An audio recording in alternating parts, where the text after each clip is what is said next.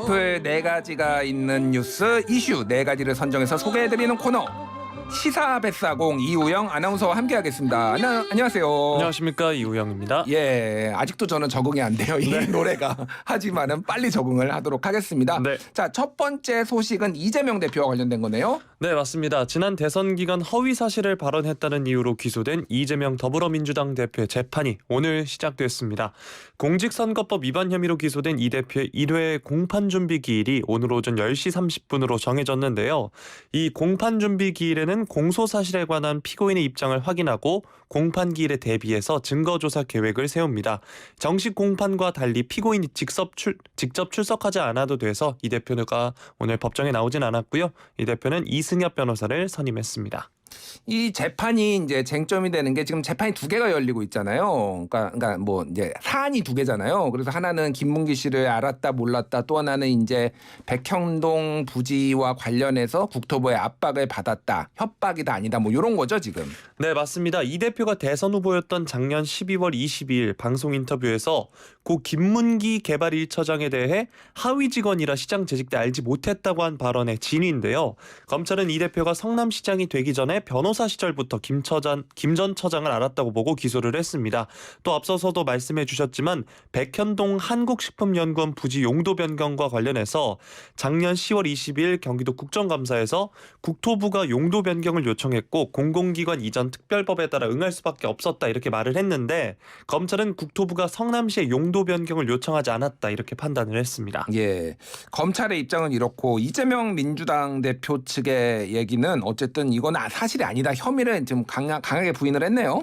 네, 공소 사실을 부인하는 입장이다 이 대표의 변호인이 이렇게 얘기를 했는데요. 다만 검찰이 제출한 수사 기록의 양이 많아서 기록 검토를 끝내지 못했다고 합니다. 검찰이 제출한 기록이 20권 분량이라고 해요. 그래서 10,000쪽가량이라고 알려졌는데 변호인은 국민참여재판은 희망하지 않는다 이렇게 밝혔다고 합니다. 국민참여재판을 하게 되면 이게 또 여론전으로 갈 수 있으니까 오히려 법리를 따져보겠다, 뭐 이렇게 해석이 되네요. 네. 자, 이 대표가 이번 재판에서 100만 원 이상의 벌금형이 확정되면 공직선거법상에서는 100만 원 이상이면은 국회의원을 못하게 돼 있잖아요 지금. 네, 맞습니다. 100만 원 이상의 벌금형이 확정되면 국회법에 따라 의원직을 잃고요. 또 5년간 피선거권이 제한돼서 차기 대선에도 출마할 수 없는 겁니다. 이 대표 측이 혐의를 부인하는 만큼 향후 재판에선 당시 발언들의 진위, 발언 경위 등을 둘러싼 공방이 예상되는데 다음 공판 준비 절차는 내달 22일 오전에 진행될 예정입니다. 예, 이 선거법 관련해서는 이게 굉장히 빨리 속행이 되거든요, 재판이. 그래서 아마 1년 안에 거의 대법원까지 거의 결과가 나올 거예요. 그래서 이 결과들은 바로바로 나오는 대로 아마 전달 드릴 수 있을 것 같습니다. 자, 네. 두 번째 소식입니다. 고 박원순 전 서울시장 관련해서 행정소송 선고를 앞두고 여비서와 박 시장이 주고받은 텔레그램 문자 일부가 공개가 됐습니다. 네, 지난해 4월부터 올해 1월 초까지 유족 측 법률 대리인을 맡았던 정철승 변호사가 어제 SNS에 박 시장의 치명적인 실수였다고 생각한다라고 하면서 디지털 포렌식을 통해 복구된 문자 일부를 공개를 했습니다. 그 문자 내용이 조금 화제가 많이 됐어요. 언론 네. 보도도 좀 나왔는데 정 변호사가 공개한 문자 내용을 보면은 그 여비서 측이 사랑해요, 꿈에서 만나요, 꿈에서는 돼요, 꿈에서는 마음대로 뭐 이런 얘기들이 있어서 뭐 박원순 시장이 그러나 저러나 빨리 시집 가야지, 내가 아빠 같다라고 답을 했고 여비서도 맞아요, 우리 아빠, 뭐 이런 내용이 담겨 있는 걸 보니까 어쨌든 굉장히 상당히 친밀한 관계였다, 뭐 이런 거를 좀 추정을 할 수 있을 것 같아요. 네, 그렇습니다. 이어서 정 변호사는 상사에게 선을 넘는 접근을 하는 이성 직원은 아무리 충실해도 거리를 둬야 하는데 고 박원순 시장은 시민단체 활동만 오래 했고 이 사건 전까지 상사에게 선을 넘는 접근을 하는 이성 부하 직원을 겪어보지 못했을 것이라면서 박 전 시장이 이 여비서의 과도한 접근을 차단하지 못했다 이렇게 주장을 했습니다. 이거는 뭐 정철승 변호사의 주장인 거고, 네. 사실 이거에 대해서 선후 관계라든지 뭐 이런 것들을 좀 더 지켜봐야 되는 거죠. 그러니까 정철승 변호사 얘기는 어쨌든 이 여비서가 먼저 접근을 한 것처럼 이런 식으로 얘기를 했는데 이 단편만 보고 우리가 판단을 하기에는 좀 정보가 제한적이다 이렇게 봐야 될 것 같습니다. 네. 포렌식을 통해 복구된 텔레그램 문자는 국가인권위원회가 고 박원순 전 시장 유족이 낸 행정 소송에 맞서 증거 자료로 이제 법정에 제출한 것으로 알려져 있죠. 네, 고 박 전 시장 유족은 인권위가 지난해 1월에 박 전 시장이 피해자에게 행한 성적 언동은 성희롱에 해당한다 이렇게 판단을 하자 이러한 결정을 취소해달라면서 지난해 4월에 서울행정법원에 소송을 냈는데요. 2021년 9월 7일부터 서울행정법원 행정 8부가 심리에 들어갔는데 1년 1개월간의 재판 일정을 마무리하고 당초 18일에 선고를 할 예정이었는데 11월 15일로 4주 연기를 했습니다. 그리고 이번 소송을 대리하던 정 변호사는 지난 1월 유족의 뜻에 따라 이제 사임을 했고요. 정 변호사가 공개한 이번 텔레그램 대화 내용은 박 전 시장 유족에게도 제공이 됐습니다. 유족 측은 이런 친밀한 대화로 밀어볼 때 박 전 시장을 가해자로 볼 수 없다 이렇게 주장을 하는 건데요. 인권위는 공개된 텔레그램 대화뿐만 아니라 박 전 시장이 보낸 사진, 메시지 등을 참고해서 종합해 봤을 때 성희롱이 실제했다 이렇게 판단을 한 겁니다. 이게 좀 민감하고 복잡한 사안이라서 왜냐하면은 이 지금의 우리가 증거가 제한되게 공개돼 있기 때문에 판단을 하기는 쉽지 않을 것 같기는 합니다만 어쨌든 지금 어떤 뭐 속옷을 입은 사진, 문자 같은 거를 보낸 것도 사실이고 그거가 이제 확인이 된 건데 그거를 이제 성희롱으로 볼 것이냐 아닐 것이냐에 대해서는 좀 논쟁의 여지가 있는 것 같습니다. 그래서 정철승 변호사가 어제 자신의 SNS에 쓴 글에 보면은 2020년 7월 당시 우리 사회에 국가적으로 그렇게나 충격적이고 중요한 사건인 박원순 시장 사건을 취재했던 기자는 대한민국에서 단 한 명 손병관 뿐이었다라고 주장을 했어요. 네, 손병관 오마이뉴스 기자는 박 전 시장 성희롱 사건을 다룬 책 비극의 탄생의 저자이기도 한데요. 정 변호사는 수십 수백의 기자들은 고소인과 김재련 변호사, 여성단체 대표들의 근거 없는 일방적인 주장들을 검증이나 취재도 없이 퍼나르기만 했다라면서 2차 가해 프레임 때문이었다 이렇게 주장을 했는데요. 한편 피해자는 올해 초 펴낸 책 나는 피해 호소인이 아닙니다에서 피해 호소인이라는 프레임과 온라인에서의 신상 공개 같은 2차 가해로 받은 고통을 털어놓기도 했습니다. 사실 이 손병관 기자는 개인적으로 아는 분이고 이 책이 출간이 됐을 때 저한테도 직접 찾아와서 이 책을 줬어요. 그래서 저는 다 이제 책도 읽어봤습니다. 그래서 뭐 여러 가지 지금 뭐 여기에서 단정적으로 말하기는 매우 어렵다라는 건데 그러니까 비서 같은 경우에는 주변에 또 박원순 시장이 이런 식으로 사진을 보내고 그래서 힘들다라고 토로한 것도 확인이 됐거든요. 그러니까 이게 단편만 특정 순간만 끊어가지고 보기에 판단하기에는 매우 어렵다라는 거고 또 하나는 이제 외국의 사례를 보면은 미국의 NBA 농구의 보스턴 셀틱스의 최근에 감독이 이제 1년간 직무가 정지가 됐는데 회사 내에서 여직원과 부적절한 관계를 맺어서 그게 알려져서예요. 근데 회사 내에서는 미국 같은 경우는 이유 불문하고 그런 관계를 상하 관계에서 맺으면은 무조건 일단은 징계에 상사에게 징계가 들어갑니다. 이게 왜냐하면 어떤 식으로든 위력이 들어갈 가능성이 있다라는 거죠. 그래서 이게 문화권마다 좀 보는 시각은 다른 것 같아요. 중요한 건 어쨌든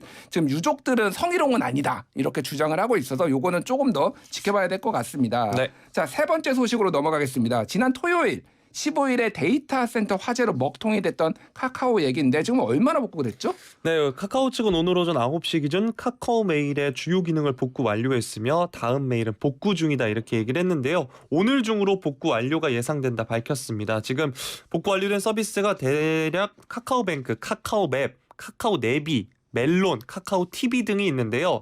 정상화된 서비스 경우에도 트래픽 집중에 따른 지연이나 오류 등이 발생할 수 있어서 지속적으로 모니터링 중이다 이렇게 밝혔습니다. 그렇군요. 일단 메일은 아직 안 됐다. 지금 공식적으로 확인이 된 건데 자 화재 합동 감시 어제와 그제 이틀을 끝으로 이제 마무리가 됐는데 결과가 어떻게 나왔나요? 네, 어제 2차 합동 감식에서는 화재 발생 지점인 지하 3층 전기실 등에 대해 조사를 이어가면서 화재 원인 규명에 주력을 했습니다. 이 전기실 안에 있던 배터리 한 개에서 처음 시작된 것이다. CCTV를 분석한 결과 경찰이 파악을 했고요.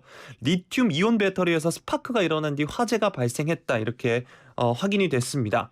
국립과학수사연구원은 배터리를 수거한 뒤에 분해해서 정확한 화재 원인을 조사하고 있는데 정확한 분석 결과는 3주에서 한 달 가까이 걸릴 전망이라고 합니다. 예, 피해 상황 얘기를 좀 해보겠습니다. 어제도 잠깐 얘기를 했는데 카카오 서비스가 워낙 뭐 광범위하게 이용이 되다 보니까 좀 불편을 넘어서 아예 좀 업무에 지장받은 분들, 일상이 멈춘 분들도 좀 계신 것 같아요. 네, 카카오를 활용해서 영업을 하는 택시기사의 하루 수입이 반토막 났다. YTN 보도에서도 이렇게 나왔고요. 미용사의 경우 반나절 동안 온라인 예약을 받지 못해서 허탕을 쳤다고 합니다. 저 같은 경우에도 토요일에 이제 대리기사를 활용을 했는데 간만에 이제 전화로 대리기사를 예약하기로 했습니다. 아, 옛날엔 다 전화로 했어요. 사실. 그러니까요. 익숙해져서 네. 이게 익숙해져서 좀 새로웠는데 자, 지금 뭐 집단 소송 얘기가 나오고 있어요. 지금 뭐 네이버 카페에서 네. 네이버 카페에서 지금 집단 소송 참여할 사람을 모집하고 있다고요. 네, 카페를 연 신재현 변호사는 화재 원인이 어디에 있든 대비하지 못한 카카오 측 과실에 손해배상을 청구할 수 있을 거라면서 무료 서비스 이용자도 손해를 입증한다면 위자료를 청구할 수 있다 이렇게 주장을 했습니다. 이번 사태로 카톡 사용자가 또 급감을 하고 대체 SNS죠, 메신저죠, 뭐 라인, 텔레그램 이런 게 지금 이용자가 급증했다. 뭐 이런 언론 보도도 나오네요. 네, 앱 리테일 분석 서비스 YZ 리테일 굿즈는 국내 만 10세 이상 스마트폰 사용자를 조사를 했는데요. 카카오톡 사용자가 화재 전인 14일 대비 207만 명 감소한 것으로 조사됐고요. 라인의 경우에는 85만 명 증가했고 텔레그램은 22만 명 증가했다고 합니다. 라인 같은 경우에는 원래 43만 명에서 128만 명이 됐으니까 200% 증가했네요. 네. 원래 뭐 모수가 작기는 하지만은 어떻게 보면은 호재다. 경쟁 업체에서는 뭐 이렇게 볼 수 있을 것 같네요. 자, 마지막 소식은 BTS 소식인데 자, 군대 가는 얘기죠? 맞습니다. 그룹 방탄소년단의 소속사 빅히트 뮤직이 어제 멤버 중에 맏형 진을 시작으로 BTS가 순서에 따라 입대 절차를 밟겠다는 계획을 공시를 했습니다. 진은 이르면 연내에 현역병으로 입대할 수도 있습니다. 2020년에 이제 병역법이 개정이 됐고 문화체육관광부 장관의 입영 연기 추천을 받아서 올해 말까지 지금 진 같은 경우에는 연기된 상태인데 더 이상 연기하기는 힘들었나 봐요, 지금. 네, 지금 살펴보면 진이 일단 1992년생으로 만 30세입니다. 병무청에 따르면 입영 연기자가 연기 기간이 끝나기 전에 군대에 가고자 하면 병무청에 입영 연기 취소원을 제출해야 한다고 하는데요. 만약에 이번에 입영 연기 취소원을 제출하면 병무청은 입영 희망자 입영 계획, 군의 소요, 대기 인원에 따라 입영 시기를 결정해서 입영 통지서를 보낸다고 합니다. 제출하면 통상 3개월 안에 입영 통지서를 받게 된다고 하는데요. 보면 근데 올해가 이제 2달 좀 정도 남았는데 네. 입영 대기 인원이 거의 없다면 2달 안에도 가능한 것으로 알려졌습니다. 근데 이제 10월, 12월이 이제 군대 가는 인원이 몰리는 그 그렇죠. 기간이 아니라서 대학생들이 근데 학기가 끝나고 보통 1, 2월에 가고 뭐 그런 네, 경우가 맞습니다. 많죠. 네. 네, 그러니까요. 자, 뭐 BTS 입영 결정 발표에 병무당국은 오히려 한시름 덜었다. 왜냐하면 어디서는 병역 면제해줘야 된다. 어디서는 누가 이게 말이 되느냐 그러면서 싸우고 있었는데 네. 오히려 좀 다행이다 이런 것 같아요. 네, 그동안 국방부와 병무청이 정치권으로부터 압박을 받아왔었습니다. 이런 압박에도 국방부와 병무청은 군복무를 하는 것이 타당하다 원칙론을 고수했었는데요. 병역법 시행령에 포함되지 않은 분야를 국민적인 의견 수렴 절차 없이 끼워 넣기식으로 급하게 행정 처리를 할 경우 형평성, 공정성 논란을 불러올 것을 우려했기 때문입니다. 예, 현행 병역법은 대통령령으로 정하는 예술, 체육 분야 특기를 가진 사람은 문체부 장관이 추천한 사람을 예술 채용 요원으로 편입할 수 있도록 규정을 했는데 대중문화는 이게 또 적용이 안 되고 있나요, 지금? 네, 대중문화는 포함되지 않아서 이제 형평성 문제가 제기됐는데요. 그래서 이 이야기의 중심에 있는 게 바로 빌보드를 휩쓴 K-팝 아티스트 방탄소년단이었습니다.